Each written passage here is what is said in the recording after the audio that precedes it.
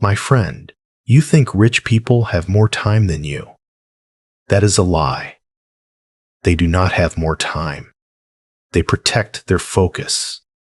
In a world full of noise, deep work is money. Deep work is wealth. Deep work is the asset that poor habits destroy every day. Stay until the end, and you will train your English and learn the hard truth about focus, work, and why your future is built in silence. Welcome to English Story Studio. Here, you practice English and build a stronger life at the same time. Maybe you feel this pain already. You sit down to work. You open your laptop. You want to do one important thing. Then a message comes. Then another. Then you check your phone for 10 seconds. Then you look at a video. Then you read news you do not need. Then your mind feels weak. The day is gone. Your work is still there, waiting for you like a quiet judge. This is the truth, my friend. Most people are not tired because they work too hard. They are tired because they work in pieces, small pieces, broken pieces. Their attention is always moving. Their mind never becomes sharp, and because of that, their life never becomes strong. Today, we will walk through this truth step by step. First, we will talk about the rarest asset in this distracted age, deep focus. Then we will see the real cost of interruption. After that, we will face a hard twist about fake work. Then we will talk about building a shield around your time. Then we will destroy the lie of multitasking. Then we will use the power of the 90-minute sprint. Then we will clean the mind by cleaning the space. And at the end, we will learn why the best results grow in silence. So let us begin with the first truth. The rarest asset today is not talent. It is not passion. It is not even time. The rarest asset is deep focus. Deep focus means you give your full mind to one important task, not half your mind, not the tired pieces, all of it. Your eyes, your attention, your energy, your will. One task, one direction, one purpose. This is rare now because the world trains you to be weak. Every app wants your eyes. Every sound wants your reaction. Every screen wants one more second. People say this is normal. But normal is not always good. Normal can be a trap. A distracted person looks busy. A focused person creates value. That is the difference. One person answers 10 small messages and feels active. Another person sits in silence for 90 minutes and finishes work that changes income, skill, and future. The first person feels movement. The second person gets results. My friend, never confuse movement with progress. That confusion is expensive. Think about a man named Jake. Jake works from home. He is smart. He has ideas. He wants a better salary. Every morning he says, "Today I will do serious work." But then he opens email first, then chat, then social media for a short break, then music. Then he searches for one small thing, and that search becomes 20 minutes of random reading. At lunch, he feels busy. At night, he feels ashamed. Now think about Emma. Emma is not a genius. She is not special. But she made one hard decision. Every morning from 8 to 9:30, she closes everything except one task. Her phone is in another room. Her desk is clean. Her goal is clear. She does not ask, "How do I feel?" She asks, "What must be done?" After 1 month, Jake feels stressed. After 1 month, Emma feels stronger. After 6 months, Jake says life is unfair. After 6 months, Emma has better work, better skill, and more trust from other people. This is not magic. This is concentration. This is financial stoicism.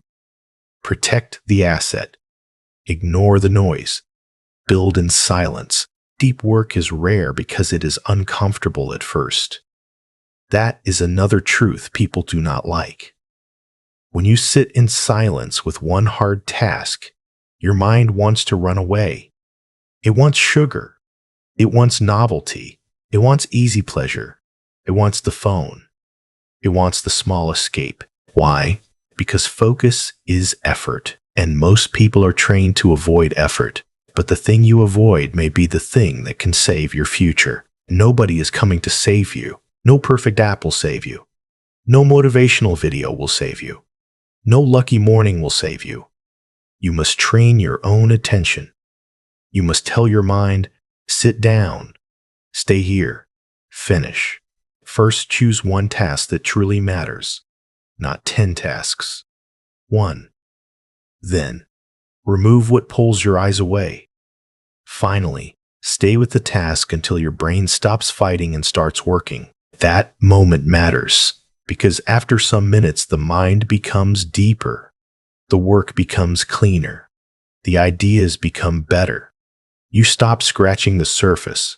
You start digging, and value lives deep, not on the surface. Stop. Be honest. When was the last time you worked with your full mind for even 1 hour? Not with music, messages, snacks, tabs, and random thoughts. Not with your phone face up like a loaded weapon. I mean real work, quiet work, deep work. Check your screen time. Check your browser history. Check your unfinished tasks. The truth is there. The truth always leaves a mark. Now let us move to the second truth. The cost of interruption. People treat interruption like nothing. Just one quick look. Just one reply. Just one check. But this is a lie. The mind does not leave one task and return cleanly. It leaves a mark. A mental mark. A kind of dust. Each time you check your phone in the middle of work, your brain breaks rhythm. You may come back to the task, but not with the same power. Your attention is weaker. Your memory is softer. Your energy is split. It is like trying to run fast while someone keeps pulling your shirt. Again and again, again and again. You can still move, but you cannot move well. A small interruption looks harmless because it is short, but the damage is longer than the interruption itself. You look at a message for 15 seconds, then your mind keeps thinking about it. You remember another message. You wonder if someone replied. You think of one small problem. You lose the thread of your real work. Then you sit there, staring, but not really working. That is the hidden price, not the 10 seconds. The lost depth after the 10 seconds. Ryan once tried to write a business plan. It should have taken 2 hours, but his phone moved every few minutes. A message from a friend, a sale notification, a useless group chat, a random video. He kept telling himself, I am still working. But he was not. He was starting again and again and again. By evening, he felt destroyed. The work was still weak. Another day, he turned off the phone. He put it in a drawer. He told one friend, do not disturb me until noon unless someone is dying. Harsh? Maybe. Effective? Yes. In 2 hours, he did more real work than on many full days before. That is the cost of interruption. It steals not only time, it steals quality, it steals momentum, it steals self-respect. And here is the danger. After many interruptions, you start to believe this broken state is normal. You say, this is just modern life. No, that is surrender. That is a lie you tell yourself because discipline feels hard. The truth is simple. A broken mind makes a broken future. Protecting your focus is not rude. It is responsible. Protecting your focus is not selfish. It is survival. Protecting your focus is not extreme.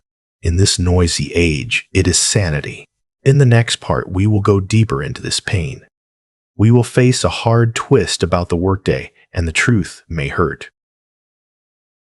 But pain that shows the truth is useful. Pain. A hard truth is waiting for you now, my friend. You say you work 8 hours a day. No, that is a lie. Most days, you do not truly work 8 hours. You may sit at your desk for 8 hours. You may keep the laptop open for 8 hours. You may answer messages for 8 hours. But real work, deep work, work that creates skill, money, trust, and progress, for many people that number is closer to 2 hours, sometimes less. The other hours are lost in small escapes. A little web surfing, a little useless email, a little daydreaming, a little scrolling, a little snack, a little, I will start in 5 minutes, then another 5, then another, and the whole day becomes half work. This is the twist. The problem is not that you are lazy in a simple way. The problem is that you are busy and lazy at the same time. That is the worst trap, because when you are clearly lazy, at least you know the truth. But when you are half working, you can hide from yourself. You can say, I was at my desk all day. You can say, I was trying. You can say, I am exhausted. Yes, you are exhausted, but not from full effort. You are exhausted from switching, drifting, checking, waiting, delaying, and carrying guilt. That kind of tiredness is ugly. It gives no reward. It gives no pride. It only gives fog. A man named Ryan learned this the hard way. He told everyone he worked long hours. He even believed it. His family believed it too. Every day he looked serious. He wore headphones. He sat in front of 2 screens. He sighed a lot. He looked busy. But one night he asked himself a dangerous question. What did I actually finish today? The answer was painful. A few emails. Some random research. A half-made document. 3 tasks started. None completed. Many tabs open. Many thoughts. No real result. He did not have a workload problem first. He had an honesty problem. Stop. Be honest. How many hours did you work yesterday with full attention? Not desk time. Not online time. Not available time. Real output time. Open your notes. Open your task list. Look at what was truly finished. If the number hurts, good. Pain can wake you up. A lie keeps you asleep. This truth matters because money follows output, not performance theater. The world may praise people who look busy, but in the end, results speak. Finished work speaks. Skill speaks. Reliability speaks. Silence speaks. The half-working person always says the same things. I have no time. I was so busy. I need better motivation. But deep down, the truth is often different. They had time. They lost it. They were busy with noise. They do not need more motivation first. They need fewer escapes. My friend, never let fake work make you feel productive. Fake work is one of the most expensive lies in adult life. It steals your day, then it steals your confidence, then it steals your future. Because every day of half work teaches your brain a dangerous lesson. It teaches your brain that discomfort means escape. Hard task? Check the phone. Bored? Open a tab.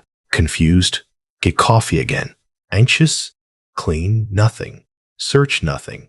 Touch everything except the real task. That is how a weak pattern grows. Not in one big failure, in 1,000 tiny escapes. Then one day you look at someone successful and think they are special. Maybe they are not special. Maybe they just stayed in the chair when you ran away. That is a hard truth. But hard truth is useful truth. So what do? First, measure real work, not total time. Write down the hours when you truly focused and produced something real. Then, cut the rituals of fake work. Fewer tabs. Fewer open doors for distraction. Fewer open doors for distraction. Finally, define the one result that must exist before the work block ends. This changes everything, because the mind needs clear truth, not work on project. Now, write 500 words.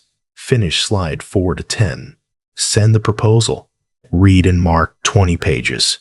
Concrete work creates concrete results. Vague work creates vague guilt. There is another reason this matters. Half work damages identity. After enough days of broken effort, you stop trusting yourself. You say you will start at 9. You start at 9:20. You say you will focus. You drift. You say tomorrow will be different. It is not. Slowly, the relationship between you and your own word becomes weak. And when your own word becomes weak, everything becomes harder. Discipline is not only about tasks. It is about self-respect. Can I trust myself? Will I do what I said? Will I stay when it gets hard? These are not small questions. These are life questions. Nobody is coming to save you. No boss, no teacher, no course. No perfect system can replace self-honesty. You must look at your own day like a judge. Calm, clear, not emotional. What was real? What was theater? What moved the future? What moved the future? What only filled the hours? Once you see the truth, the next chapter becomes necessary. You need a shield, because if your time stays open, other people will spend it for you. This is where many good people fail, not because they are weak inside, but because they do not build hard boundaries outside. They let family interrupt. They let friends call any time. They let coworkers message without limit. They let the door stay open. They let the phone stay near. Then they wonder why focus never becomes deep. My friend, a garden without a fence does not stay beautiful for long. Your attention is the same. The do not disturb shield is not complicated. It is simple. It is just hard, because it forces you to disappoint people for a short time so you can build something meaningful for a long time. Olivia learned this after a year of frustration. She worked from home. Her family loved her. Her friends loved her. But everyone thought she was always available. A quick favor, a small question, a casual chat, a delivery at the door, a call in the middle of work. Nothing looked serious alone. Together, they destroyed her mornings. She kept blaming herself. I need more discipline. Sometimes, yes. But not only that, she also needed stronger walls. So she changed the rules. From 8 to 10 at 10, her phone was off. Her door was closed. Her family knew this time was work time. Her friends knew she would answer later. She even put a simple note near her desk. Working now. I will reply after 10. Small change.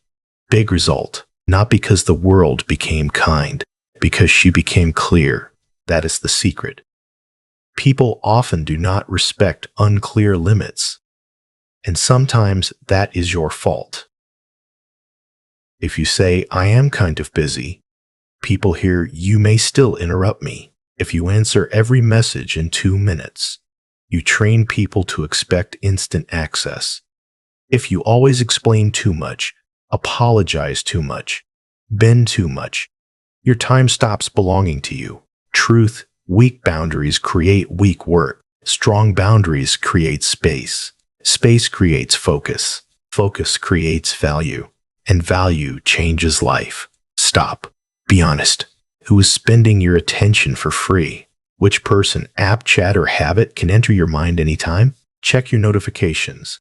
Check your message habits. Check who expects immediate answers from you. Then ask one hard question. Did I allow this? Very often the answer is yes. Do not be cruel, but do not be soft with your future. There is a calm way to build the shield. First, tell people your focus hours before the problem happens. Then, remove instant access during those hours. Finally, reply later without guilt. Short, polite, clear. That is enough. You do not need a long speech. You need a rule. I am unavailable from 8 to 10. I check messages at noon. I will reply later. That is adult language. That is builder language. That is how serious work protects itself. Some people will not like it. Good. Not everyone has to like your discipline. Some people only love the version of you that is easy to interrupt. Let them be uncomfortable. You are not building a life to make distraction feel welcome. You are building a life that can hold weight. And here is the deeper truth. When you protect your focus, you also teach other people how to treat your goals. If you treat your work as sacred, some people will begin to respect it. If you treat it like something that can always wait, others will learn the same lesson. So choose carefully. In the next part, we will destroy another lie that sounds modern and smart: multitasking. Many people are proud of it. They should not be. And then we will move into the power of one thing, done with full force. Let us break another modern lie, my friend. Multitasking is not a skill. It is a trap. People say I am good at doing many things at once. They say it with pride. They say it like it means intelligence. But most of the time it means one sad truth. They have trained themselves to be divided. A divided mind does divided work, and divided work brings weak results. When you try to do many things at once, you do not really do them at once. Your brain jumps. Task to task. Thought to thought. Screen to screen. It moves fast, but it does not move cleanly. Every jump has a cost. A small loss of energy. A small loss of quality. A small loss of memory. Small losses become big damage. This is why multitasking feels busy, but creates mediocrity. You answer a message while reading a report. You switch to email while building a plan. You listen to a video while writing something important. You tell yourself, I'm saving time. No, you are cutting your own power into small pieces. Imagine a man named Jake trying to lift 3 heavy boxes at the same time. One under one arm, one under the other, one with his hands trying to hold both. He looks active. He looks determined. But what happens? He drops one, then another. Then he hurts his back. Then he wonders why the job feels so hard. Now imagine he carries 1 box at a time. Full grip, full balance, full attention. Slower at first, maybe. Better in reality, always. The mind works the same way. One thing, then the next, then the next. That is not weakness. That is precision, and precision is power. Emma learned this when she started her small online business. At first, she kept 5 windows open all day. Sales page, customer chat, music, video, social media, notes. She felt like a serious entrepreneur, but every day she ended with the same result. Many touches, little progress. She worked all day but finished almost nothing important. Then she changed one rule, only one active task at a time. If she wrote product copy, that was all. If she answered customers, that was all. If she planned marketing, that was all. At first, her brain hated it. Silence felt boring. One task felt too narrow. She wanted to escape into variety. But after 2 weeks, something changed. Her work became cleaner. Her mistakes went down. Her stress dropped. Her sales improved. Why? Because focused effort compounds. Broken effort leaks. This is the lie of multitasking. It promises speed, but gives confusion. It promises freedom, but gives fragmentation. It promises more, but delivers less. Truth is often less exciting. Truth is 1 page written well, 1 call made with full presence, 1 decision made clearly, 1 session of real concentration. The one thing matters because life changes through leverage. Not all tasks are equal. Some tasks are noise. Some tasks are maintenance. Some tasks move money, skill, trust, and future. Serious people learn to ask one question. What is the one thing that, if done well today, makes other things easier or less necessary? That question cuts through fog. Maybe it is finishing the proposal, not checking email. Maybe it is practicing your core skill, not changing the design again. Maybe it is making the sales call, not organizing your desktop for the 3rd time. Maybe it is studying deeply for 1 exam, not pretending to learn from 10 short clips. The one thing usually feels harder. That is why most people avoid it. Easy tasks give quick comfort. Important tasks demand courage. Stop. Be honest. What is your one thing today? Not your 5 things. Not your "it depends" thing. The one thing. Write it down. Now look at how much time you gave to it today. Then look at how much time you gave to comfort, checking, chatting, and drifting.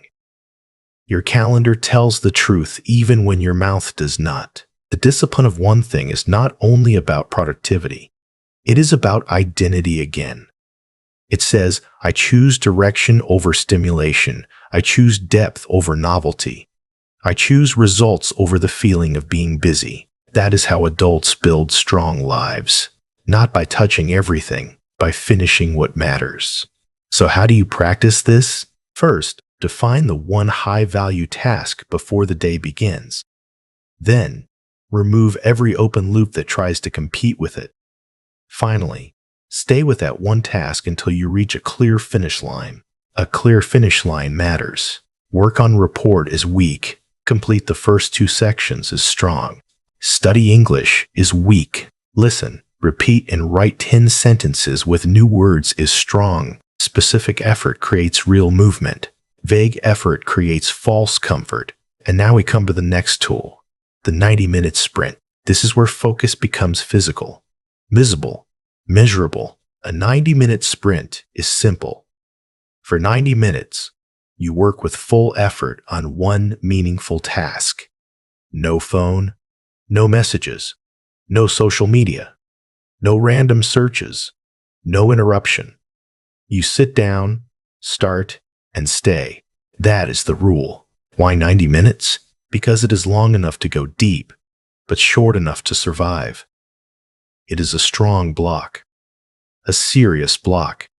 It is long enough for the shallow mind to get tired, and the deeper mind to wake up. The first 15 minutes may feel restless. The next 20 may feel heavy. Then slowly the fog clears. The brain stops fighting. The work begins to flow. That is the doorway most people never reach. Because they quit too early. They stop at 10 minutes. They check at 15. They escape at 20. So they never feel the power on the other side of staying. Ryan started using 90-minute sprints after months of half work. Every morning, he chose one hard task. He put his phone in the kitchen. He closed every tab except the one he needed. He set a timer. Then he made one promise. No matter how uncomfortable it feels, I stay here until the timer ends. The first week felt ugly. His mind wanted coffee, music, news, messages, anything. He saw how addicted he was to interruption. That was painful. Good. Pain showed him the chain. By the 3rd week, the sprint changed him. He could think longer, write better, finish more. He did not feel magical. He felt trained. And trained is better than motivated. Motivation is weather. Training is structure. My friend, never build your future on weather. Build it on structure. A 90-minute sprint does something else too. It creates proof. At the end, you can see what happened. Pages written. Problems solved. Calls made. Ideas shaped. Progress is no longer a feeling. It becomes visible. And visible progress builds confidence. This matters because confidence should come from evidence, not fantasy. Not, I think I am improving. No. I finished 3 real focus blocks this week. That is solid. That is honest. That grows self-trust. Nobody is coming to save you. So protect the sprint like it is sacred, because in many cases it is the difference between drifting and building. There is a simple way to do it well. First, choose the task before the sprint starts. Never waste the block deciding what to do. Then, remove the phone completely, not just a little farther away. Finally, when discomfort comes, do not negotiate with it. Stay. Breathe. Continue. This is how the mind gets stronger, not by winning one dramatic battle, by refusing many tiny escapes. And remember this. The goal of the sprint is not to feel good every minute. The goal is to create value. Sometimes the sprint feels smooth. Sometimes it feels slow. Both can still be productive. Do not worship mood, worship completion. In the next part, we will clean another hidden source of weakness: your environment. A messy desk often hides a messy mind, and then we will move toward one of the deepest lessons of all. Let your results speak in silence. We have already cut distractions, built boundaries, and trained one-task focus. Now we must face another quiet enemy, my friend: your environment. Many people think the room does not matter. They say, my desk is messy, but my mind is clear. Sometimes that is true for a short time, but often it is a lie. A cluttered space sends small signals to the brain all day. Look here, touch this. Remember that. Decide again, delay again. The mess outside becomes friction inside. A messy desk can create a messy future, not because the desk is evil, because every object asks for a little attention, and attention is expensive. When your table is full of old cups, paper, random cables, unopened books, receipts, sticky notes, and small useless things, your brain never fully rests. It keeps scanning. It keeps sorting. It keeps holding unfinished thoughts. This weakens deep work before you even begin. Decluttering the mind often starts with decluttering the table. Olivia learned this in a simple way. Every morning she sat down, ready to work. But her desk was a small museum of delay. Old notebooks, snacks, chargers, makeup, bills, a shirt she meant to fold. Her laptop sat in the middle like a tiny island in a sea of unfinished decisions. She kept saying, I just need more discipline, maybe. But she also needed less chaos. One Sunday, she cleared everything, only the laptop. One notebook, one pen, a bottle of water, a lamp. That was all. On Monday morning, something felt different. Not magical, just cleaner. She sat down and the desk told her one message: work. That is powerful. Your space is always talking to you. Does it say focus or does it say drift? Does it say build or does it say postpone? Stop. Be honest. Look at your desk right now. What does it train you to do? Check your table. Check your room. Check what your eyes touch every day before you begin work. Then ask the hard question: is this environment helping my future or draining it? A clean workspace is not about looking rich or perfect. It is about reducing decisions, reducing visual noise, reducing excuses. When the desk is ready, starting becomes easier. And starting matters more than people think. Many strong days are won in the first 5 minutes. So make the first 5 minutes clean. First, remove everything that does not serve the task. Then, give every useful object a home. Finally, reset the desk at the end of the day, so tomorrow begins with order, not recovery. This is a small ritual, but small rituals build serious people. The same is true for the digital space. A clean desk with a dirty laptop still creates a dirty mind. Too many tabs. Too many files on the screen. Too many notifications. Too many open loops. The capital city, close, but is not needed. Name your files clearly. Keep one task visible. Let the screen become a tool, not a carnival. My friend, never underestimate the moral power of order. Order tells your brain that someone responsible lives here. Order says your future is not an accident. Order says this hour has a purpose. Now we come to the last body lesson, the silent results. This may be the hardest truth for the modern world. Do not talk too much about what you plan to do. Do the work. Many people love the feeling of announcing. They post the plan. They tell friends. They speak about the business, the book, the body, the study plan, the dream. Talking feels good. It gives a small reward before the real effort begins. But sometimes that reward becomes a trap. The mouse steals energy that the hands should use. The strong life is often built quietly. Jake made this mistake for years. Every new goal became a public performance. New project, new habit, new challenge. He told everyone. For one day, he felt important. Then the hard part came. Repetition, boredom, silence, uncertainty. And because he already enjoyed the social reward of talking, the real work felt even heavier. Many plans. Few results. Then he changed. He stopped announcing. He worked in private. He let weeks pass without explanation. At first, people thought he had become lazy. They did not see constant updates. They did not hear big speeches. But slowly, real things appeared. Better work, more skill, more savings, stronger health, clearer mind. That is the power of silent results. Noise wants attention. Results do not need it. This does not mean you must hide forever. It means you must stop using talk as a replacement for action. Speak less during construction. Show more after completion. Let success be the light. Let discipline be the engine. Let silence protect the process. Nobody is coming to save you, so stop waiting for applause before effort.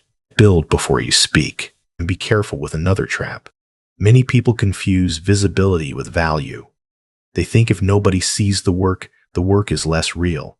Lie.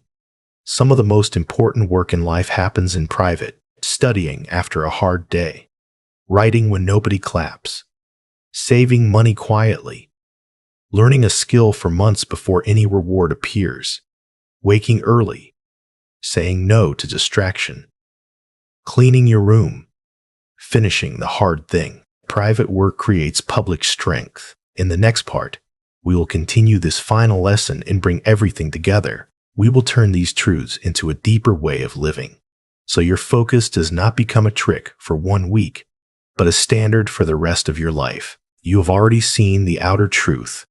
Talk less, work more. But there is also an inner truth, my friend. Silence protects energy. Every time you announce a plan too early, you invite many extra voices into your mind. Some people praise you, some doubt you, some ask questions, some compare you to others. Soon the work is no longer clean. It is mixed with ego, fear, image, and performance. What started as a simple goal becomes social noise. That is why many strong builders become quieter as they grow. Not colder, not arrogant, just quieter. They understand that attention is fuel, and fuel must go to the engine, not to the crowd. Emma understood this when she started learning a difficult skill for a better career. Before, she posted every small start, new notebook, new plan, new course, new promise. She loved the feeling of beginning. But beginning is cheap, repeating is expensive, and she kept quitting in the middle. Then she made a new rule. No announcement for 90 days, no public challenge, no big speech, no dramatic identity, just daily work, study, practice, review, repeat. The silence felt strange at first. Nobody knew, nobody praised, nobody expected anything. Good. That silence removed pressure and removed theater. It left only truth. Did she work today or not? Did she keep the promise or not? Did she keep the promise or not? That question is clean, and clean questions build strong people. Stop. Be honest. How much of your energy goes into looking serious instead of being serious? Check your posts. Check your conversations. Check how often you explain your plans before they become results. Then ask yourself, am I building or am I performing? This does not mean you must become invisible forever. It means the season of building should be protected. Seeds grow under the ground first. Roots grow in darkness first. Only weak culture tells you everything must be visible from day one. No, the deepest growth is often quiet. Savings grow quietly. Skill grows quietly. Discipline grows quietly. Trust grows quietly, too. When you become the kind of person who finishes things without noise, other people feel it. They may not understand why, but they feel weight in your actions. They feel steadiness. They feel less drama, more proof. That kind of person becomes reliable. And reliability is rare. Rare things have value. This lesson connects to money as well. Many people want the look of wealth before the structure of wealth. They want visible status before invisible discipline.